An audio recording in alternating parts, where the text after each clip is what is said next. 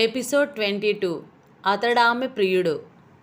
క్రితం ఎపిసోడ్లో మహర్షిని పాము కుట్టిందని రామరాజు నారసంచిలోంచి ఏదో మూలిక రసం తీసి రాస్తాడు.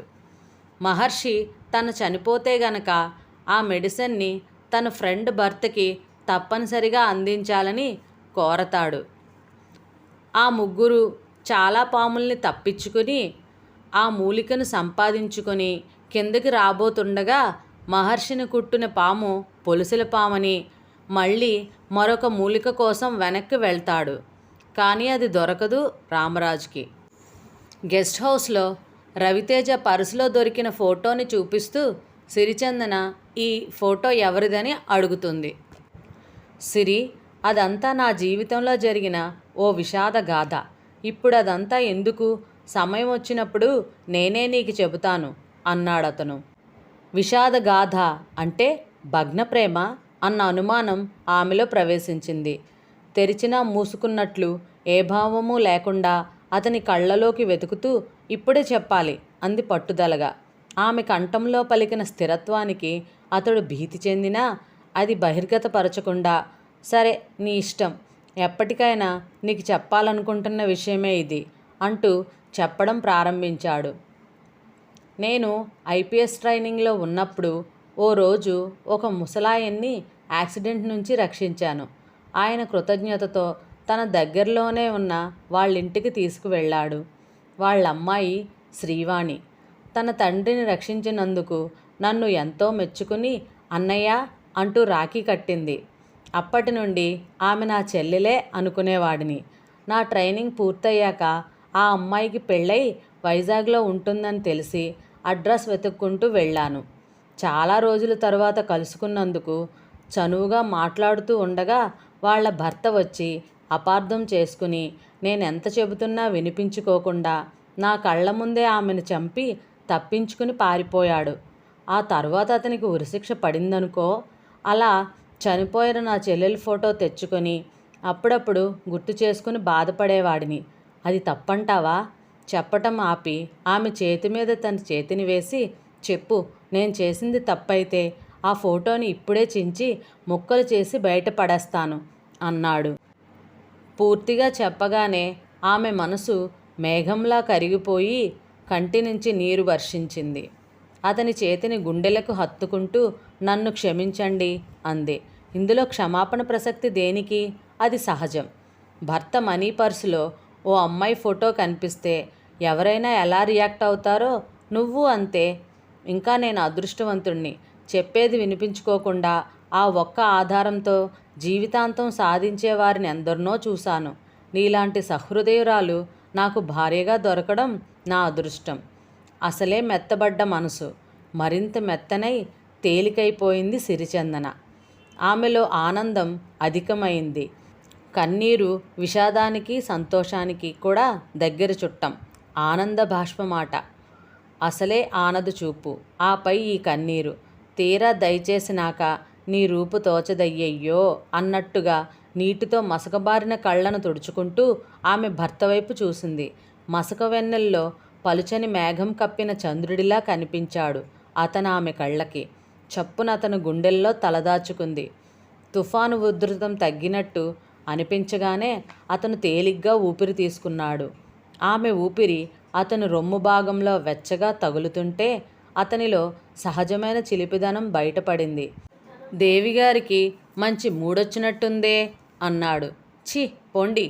ఆమె తలను మరింత గట్టిగా అతని గుండెలకు ఆనిస్తూ, ఎటు పోవాలన్నా నువ్వు తీసుకెళ్లాల్సిందే అంటూ చిన్నగా నవ్వాడతను. మీరిలా మాట్లాడొద్దని ఎన్నిసార్లు చెప్పాను అంది చిరుకోపంగా. సరే సరే, ఇంకెప్పుడూ అనంలే, చెంపలు వాయించుకోబోతూ అన్నాడతను. అతని చేతుల్ని గట్టిగా పట్టుకుని వారిస్తూ, అయినా ఈ బాధ మీకెంతో కాలం ఉండదులేండి. మరో 3 రోజుల్లో మహర్షి ఆ మందేదో తీసుకువస్తాడు. మీరు మళ్ళీ చక్కగా చూడగలుగుతారు అంది ఆమె. అలా అంటున్నప్పుడు అడవిదారిలో ఒంటరిగా వెళ్తున్న మహర్షి రూపమే కదిలింది ఆమెకి. ఒక్క క్షణం మనసు కలుక్కుమంది. తన స్వార్థం కోసం అతనిని మృత్యుగహరం లాంటి అడవిలోకి వెళ్తున్నా వారించలేకపోయింది అని అనుకుంది. ఆమెకు మహర్షి మంచితనాన్ని భర్తకు వివరించాలనిపించింది. నిజంగా మహర్షి ఎంతో మంచివాడు కదండి. ఇప్పుడు అవన్నీ ఎందుకు? అది కాదండి, మీకోసం అతను ఎంత రిస్క్ తీసుకుంటున్నాడు. నిజమే, కానీ ఇలాంటి సమయంలో అతన్ని గురించి ఎందుకు చెప్పు అన్నాడతను మత్తుగా ఆమె మెడవంపులో ముఖాన్ని దాచుకుంటూ. మంచిని మెచ్చుకోవడానికి సమయం సందర్భం దేనికి అందామె. భర్త అతనిలోని మంచిని గుర్తించలేకపోతున్నాడనే బాధ, గుర్తించాలనే తపన ఆమె కంఠంలో ధ్వనించింది. తనకిష్టమైన వారి గురించి తన వాళ్ళు కూడా ఇష్టంగా మాట్లాడాలనే అమాయకత్వం ఆమెలోనూ ఉంది. అందుకే అతను ఏమాత్రం స్వార్థం లేకుండా ఈ పని చేస్తున్నాడు. మీకోసం ఆలోచించే వ్యక్తి గురించి మీరు కాస్త కూడా ఆలోచించకపోవడం ఏం బాగాలేదు అంది. అదంతా నా కోసం కాదు. ఆమెకు అర్థం కాలేదు. అవును, అతనంతా చేసేది నీకోసం అన్నాడతను. ఆమె అదిరిపడి దూరంగా జరుగుతూ, ఏంటండి మీరనేది అంది. నా ఉద్దేశం, స్నేహితురాలు కష్టం చూడలేక అంత రిస్క్ తీసుకుంటున్నాడని. మీద దూకుతున్న పులి తోక ముడుచుకుని పిల్లిలా వెళ్ళిపోయినట్టు అనిపించింది ఆమెకు ఆ మాట. అదంతా నీకోసం చేస్తున్నాడు అనగానే ఆమె ఆ మాటకి మరో అర్థం తీసుకుని భయపడింది. అతను మరో అర్థాన్ని జోడించి ఆ మాట అన్నాడని తెలియక ఆమె కృతజ్ఞతతో అతని భుజం మీద తల ఆంచింది. అడవిలో ఆ పాము పొలుసుల గురించి ఏమీ తెలియని మహర్షి ప్రమాదం తప్పిపోయింది కదా అనుకున్నాడు. కానీ రామరాజులో కలవరం క్షణక్షణానికి పెరిగిపోసాగింది. అయితే వయసు నేర్పిన అనుభవం వల్ల అతను బయటపడలేదు. కొద్దిసేపటి తర్వాత తేరుకుంటూ ఒక నిశ్చయానికి వచ్చిన వాడిలా, మీరిద్దరూ దిగి కింద ఆ చెట్టు కింద కూకోండి, నేనెనకాలొత్తాను అనేసి సమాధానం కోసం చూడకుండా వెనక్కి తిరిగి పొదల్లో కలిసిపోయాడు. వెళుతున్న అతన్ని చూసి మహర్షి ఏదో అడగబోయి బహుశా వేరే మూలికల కోసం వెతకడానికి వెళుతున్నాడేమో అనుకుని మౌనంగా కిందికి దిగసాగాడు. భీముడు కూడా అతని పక్కనే అడుగులు వేస్తూ అతన్ని అనుసరించాడు. భీముడి మొహం కూడా ఉద్వేగంగా ఉంది. కిందకి దిగి చెట్టు నీడన కాసేపు సేద తీరాక అప్పుడు గుర్తొచ్చింది అతనికి ఆకలి. బ్యాగ్లో ఏమైనా కాయల్లాంటివి మిగిలాయేమోనని చూశాడు. ఏమూ లేవు. భీముడి వైపు తిరిగి, ఇక్కడ ఏమైనా తినటానికి పనికొచ్చే కాయలు దొరుకుతాయా అని అడిగాడు. చూసొస్తానని సైగ చేసి వెళ్ళిపోయాడు భీముడు. మహర్షి వాటర్ బాటిల్లో మిగిలిన నీళ్లు తాగేసి కొద్ది నీళ్లు ముఖం మీద చల్లుకుని టవల్తో తుడుచుకున్నాడు. జేబులోంచి సిగరెట్ తీసి వెలిగించుకొని చెట్టు నానుకుని కూర్చున్నాడు. సిగరెట్ తాగడం అయిపోయేసరికి భీముడు టవల్ నిండా ఏవో కాయలు మూట కట్టుకుని తీసుకువచ్చాడు. లేత గోధుమ రంగులో గుండ్రంగా నిమ్మకాయ సైజులో ఉన్నాయవి. ఏం కాయలివి అడిగాడు మహర్షి. తొందరపడి తింటే ఏదైనా ప్రమాదం జరుగుతుందేమోనన్న అనుమానంతో. కానీ వాడికి నోరు లేదన్న విషయం గుర్తొచ్చి తినొచ్చా అని సైగ చేశాడు. వాడు సమాధానంగా 4-5 కాయలు పగలగొట్టి లోపల గుజ్జు తీసుకు తిన్నాడు.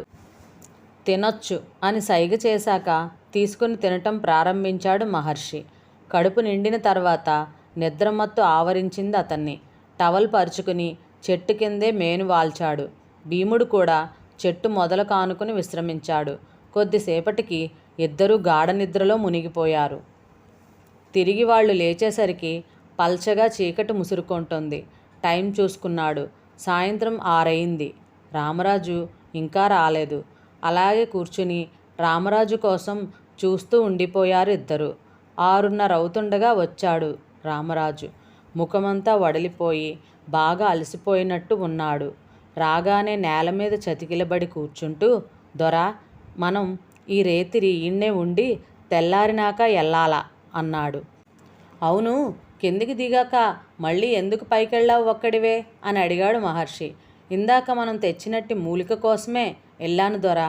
ఎందుకు? మనకిది సరిపోదా? అది ఒక్క మడిసికే సరిపోద్ది. మరో మడిసికి కూడా కావాలా? ఎవరికి? మీకే దొరా. ఆ మాట వినగానే ఉలిక్కి పడ్డాడు మహర్షి. నాకేమైంది? నా కళ్ళు బాగానే ఉన్నాయిగా. ప్రమాదం మీ కళ్ళకి కాదు దొరా, మీ శరీరానికి వచ్చింది. ఏమీ కాని ఓ మడిసి కోసం పేనాలకి తెగించి మీరొత్తే అది గుర్తించలేని దేవుడు మీకే శిచ్చేశాడు అన్నాడు రామరాజు. నువ్వనేది నాకేమీ అర్థం కావడం లేదు. నాకేమైంది రామరాజు? రామరాజు క్షణకాలం మౌనంగా అతని వంకే పరిశీలనగా చూస్తూ ఉండిపోయాడు. పచ్చటి శరీర ఛాయతో ఎంతో అందంగా కనిపిస్తున్న ఆ ముఖం పాము చర్మం కన్నా హీనంగా తయారవబోతుందని తలుచుకుంటేనే అతని గుండెను ముళ్ళుతో కెలికినట్టు అనిపించింది. ఎప్పటికైనా చెప్పక తప్పదనిపించి ప్రారంభించాడు. మిమ్మల్ని కాటేసిన ఇసప్పురుగు మామూలుది కాదు దొరా. దాని కాటు పడినాక మడిసి చర్మము దాని చర్మంలాగానే పొలుసులు పట్టుద్ది. మడిసిలో ఇసం పెరిగిపోద్ది. ఇక మడిసికి పాముకి ఏమీ తేడా ఉండదు. మహర్షి శరీరం జలధరించింది. అప్రయత్నంగా అతని అరచేయి వెళ్ళి అతన్ని ముఖాన్ని తడుముకుంది. మరైతే దానికి మందేమీ లేదా అని అడిగాడు. ఉంది. మీ స్నేహితుడి కళ్ళు తెప్పించే ఈ మూలికే దానికి ఇరుగుడు. రసం పిండి రక్తపింజరి ఇసం కలిపి చంద్రగ్రహణం రోజు ఎన్నెట్లో పెట్టాలా. అప్పుడు అది రాస్తే మీ నెత్తురులో కలిసిన ఇసం ఇరుగుడైపోద్ది. కానీ దొరా అని ఆగిపోయాడు, ఏదో చెప్పడానికి సంశయిస్తున్నట్టు. పర్వాలేదు చెప్పు. ఇంతకన్నా భయంకరమైన నిజాలను ఈ గుండె తట్టుకోగలిగింది అన్నాడు మహర్షి. అప్పటికే అతనిలో ఏదో వైరాగ్యభావం చోటు చేసుకోసాగింది. మరో మూలికేది లేదు దొరా. 4 రోజుల్లో ఆ మందు మీరు తాగకపోతే ఇసమంతా శరీరం నిండిపోద్ది. అప్పుడు ఏ మందేసినా పనిచేయదు. అతను కొద్దిగా కంపించాడు. ఏమీ మాట్లాడలేక అలాగే చూస్తూ ఉండిపోయాడు. రామరాజు తిరిగి కొనసాగించాడు. అందుకే మళ్ళీ వెనక్కెళ్ళింది. ఇటు పక్క ఎక్కడా దొరకలేదు.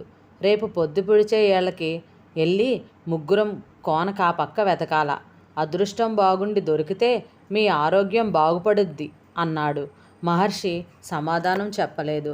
మౌనంగా కూర్చుని ఉన్నాడు. అతనికి జరగబోయేది తలుచుకుంటే బాధ కలగడం లేదు. అంతకుముందు గతంలో తన జీవితంలో జరిగిన సంఘటనలన్నిటికన్నా పెద్దదేమీ కానట్టుగా అతని ముఖం భావరహితంగా ఉంది. ఉదయం లేవగానే ముగ్గురు మళ్ళీ బయలుదేరారు. ఆ రాత్రి ముగ్గురు వంతుల వారీగా కాపలా ఉండడం వల్ల సరిగ్గా నిద్రలేక అందరికీ నీరసంగా ఉంది. దానికి తోడు 3 రోజులు అనుకున్నది 5 రోజులైంది. సరైన ఆహారం లేదు. నడక ఎక్కువ అవడం వల్ల కాళ్ళు లాగుతున్నాయి. అయినా పట్టు వదలకుండా ముగ్గురు నాగకోనకి అవతల పక్కగా ప్రయాణం సాగించారు. ముందు వైపు నుండి చూస్తే చిన్నగా కనిపించే ఆ కోన చుట్టూ తిరిగే కొద్దీ చాలా విశాలంగా మారిపోయి ఉంది. ముందుగా కోన ఎక్కకుండా కింద నుంచే కొద్ది దూరం నడిచి కోన వెనుక వైపుకి వెళ్ళారు. అటువైపు మరింత దట్టమైన పొదలతో నిండి ఉంది. భీముడు 2 ఎండు కొమ్మలు విరిచి చిల్లకర్రలా తయారు చేసి మహర్షికి ఒకటిచ్చి తానొకటి తీసుకున్నాడు. వారి వెంట తెచ్చుకుంది రామరాజు చేతిలో ఉంది. చాలా జాగ్రత్తగా చూసుకుంటూ సాధ్యమైనంత వరకు కొమ్మల్ని నరికే అవసరం లేకుండా చిన్న సందులా ఉన్నా అందులోంచి దూరిపోతూ కొద్ది దూరం వెళ్ళారు. పాము పిల్లలు బొద్దింకల్లా దారికి అడ్డంగా తిరుగుతూనే ఉన్నాయి. రామరాజు భీముడు ప్రతి పొద వెతకసాగారు. ఆ మూలిక కోసం ఎంత గాలించినా దొరకడం లేదు. పైన ఎండ తల మార్చేస్తుంది. ఒళ్ళంతా చెమటతో తడిచిపోయిన బట్టలన్నీ ముద్దగా మారిపోసాగాయి. విపరీతమైన దాహం వేయసాగింది. బయలుదేరేటప్పుడు బరువెందుకని తమ వెంట తెచ్చుకున్న సామాన్లన్నీ వారు అంతకుముందు విశ్రాంతి తీసుకున్న చెట్టు దగ్గరే వదిలేసి వచ్చారు. వాటితో పాటు వాటర్ బాటిల్స్ అక్కడే ఉండిపోయాయి. కోన ఎక్కే ముందు చిన్న ఏరు లాంటిది కనబడితే తాగారు. చీకటి పడే వరకు కోన మొత్తం చుట్టి వచ్చిన వారికి ఆ మూలిక దొరకలేదు. ఇక లాభం లేదని కిందికి దిగారు. మసక చీకటి కమ్ముకుంటుంది. దిగాక ఏటినీరు తాగి ముఖాలు కడుక్కున్నారు. ఏం చేద్దాం దొరా? రామరాజు అడిగాడు మహర్షిని. ఏముంది, తిరిగి వెళ్ళిపోదాం. చంద్రగ్రహణం దగ్గర పడుతోంది. అనుకున్న సమయానికి మనం కోయపల్లి చేరుకోవాలి అన్నాడతను. అది కాదు దొరా. రామరాజు చెప్పబోయేది అర్థమైనట్టు, నా గురించి ఆలోచించకు రామరాజు. ముందు నా స్నేహితురాలి జీవితం బాగుపడాలి అన్నాడు. రామరాజు ఏమనుకున్నాడో ఏమో తర్కించలేదు. ముగ్గురూ కలిసి ఆ మసక వెన్నెల్లో తిరుగు ప్రయాణం సాగించారు. అక్కడక్కడ అరగంట కన్నా ఎక్కువ విశ్రాంతి తీసుకోకుండా నడిచి 2 రోజుల్లో కోయపల్లె చేరుకున్నారు. ఆ రాత్రే చంద్రగ్రహణం.